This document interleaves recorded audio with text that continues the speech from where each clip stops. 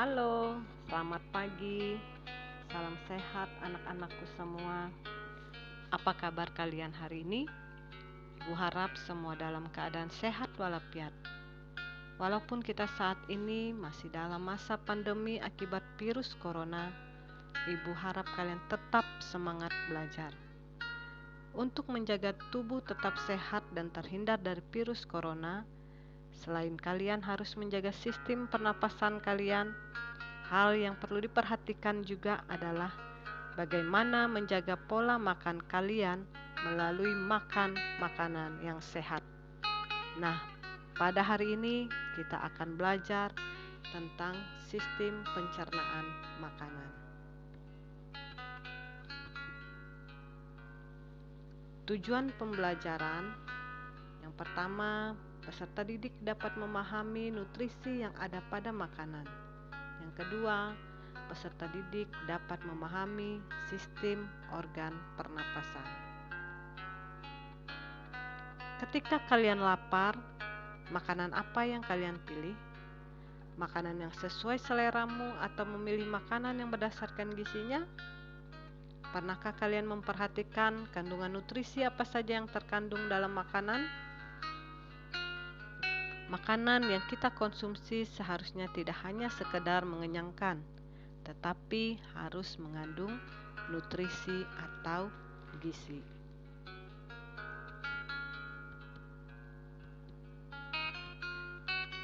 Nutrisi atau gizi adalah zat yang dibutuhkan makhluk hidup sebagai sumber energi, mempertahankan kesehatan, pertumbuhan, dan untuk berlangsungnya fungsi normal pada setiap jaringan dan organ tubuh. Kita lihat apa saja yang termasuk dalam nutrisi pada makanan.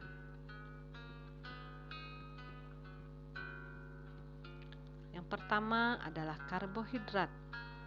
Kalian tentu sering mendengar apa itu karbohidrat.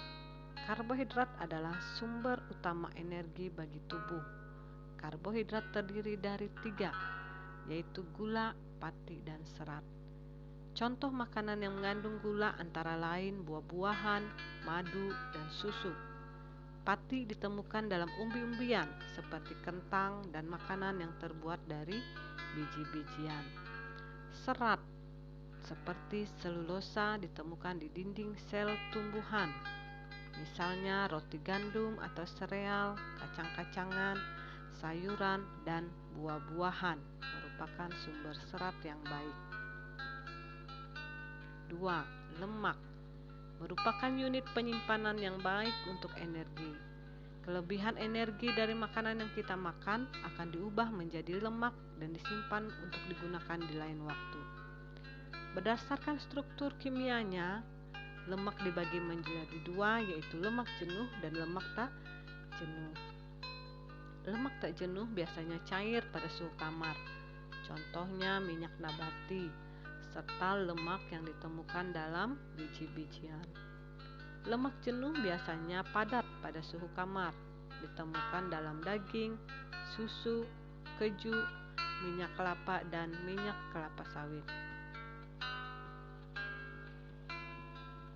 Ketiga, protein. Protein dibutuhkan sebagai penghasil energi untuk pertumbuhan dan pengganti sel-sel tubuh yang rusak. Dia juga untuk membuat enzim dan hormon dan membentuk antibodi.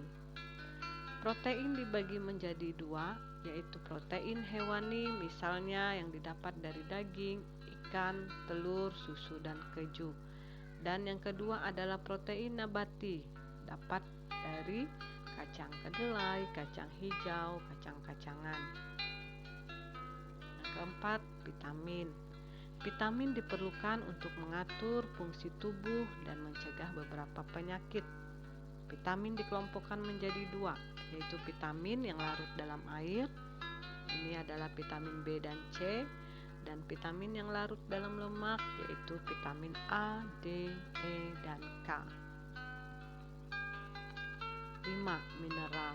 Tubuh kita memerlukan sekitar 14 jenis mineral yang termasuk kalsium, fosfor, kalium, seng. Fungsi dari mineral adalah dalam proses pembangunan sel, membantu reaksi kimia tubuh, mengangkat oksigen ke seluruh tubuh, dan untuk pembentukan dan pemeliharaan tulang. Yang keenam, air. Air penting bagi tubuh kita untuk menjaga kelangsungan hidup. Kita lebih dapat menahan lapar daripada menahan haus. Kenapa demikian? Karena sel-sel tubuh membutuhkan air untuk beraktivitas. Di samping itu, nutrisi yang masuk ke tubuh kita tidak dapat digunakan oleh sel-sel tubuh bila tidak terlarut dalam air. Sekitar 60-80% sel tubuh makhluk hidup terdiri atas air. Tubuh dapat kehilangan air ketika kita bernapas, berkeringat, buang air besar maupun buang air kecil. Kehilangan air harus diganti dengan minum air sebanyak 2 liter atau 8 gelas sehari. Sekarang kita akan belajar tentang struktur dan fungsi sistem pencernaan pada manusia. Pencernaan makanan dibagi menjadi 2 macam, yaitu yang pertama pencernaan mekanis, yaitu terjadi ketika makanan dikunyah, dicampur, dan diremas. Pencernaan mekanis salah satu contohnya terjadi di dalam mulut, yaitu pada saat makanan dihancurkan oleh gigi. 2. Pencernaan kimiawi. Terjadi reaksi kimia yang menguraikan molekul besar makanan menjadi molekul yang lebih kecil. Pencernaan kimiawi pada proses pencernaan biasanya dilakukan dan dibantu oleh enzim-enzim pencernaan seperti enzim amilase pada mulut. Organ pencernaan pada manusia. Yang pertama adalah mulut. Di dalam mulut terdapat gigi, lidah, dan kelenjar air liur. Air liur mengandung mukosa atau lendir yang berfungsi sebagai antibakteri dan enzim amilase atau juga kita kenal dengan enzim betaline yang berfungsi untuk memecah molekul amilum menjadi molekul maltosa. Di dalam mulut terjadi pencernaan makanan secara mekanis dan kimiawi. Setelah melalui rongga mulut, makanan yang berbentuk bolus akan masuk ke dalam tekak atau paring. Setelah melalui paring, bolus menuju ke esofagus atau kerongkongan. 3. Lambung. Setelah dari esofagus, makanan masuk ke dalam lambung. Di dalam lambung terjadi pencernaan mekanis dan kimiawi. 4. Usus halus. Dalam usus halus terjadi pencernaan secara kimiawi saja. 5. Usus besar.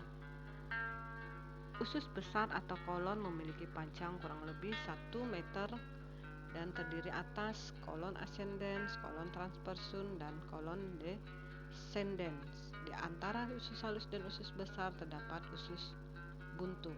Usus besar fungsinya mengatur kadar air pada sisa makanan. Nah, anak-anak, demikian pemaparan dari Ibu. Mudah-mudahan kalian dapat mengerti dan apabila ada yang kurang paham bisa kalian tanyakan melalui forum kelas. Dan kini saatnya kalian mengerjakan soal.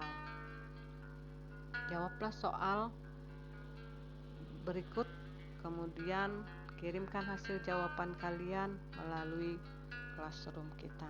Terima kasih atas perhatian. Ibu ucapkan selamat pagi.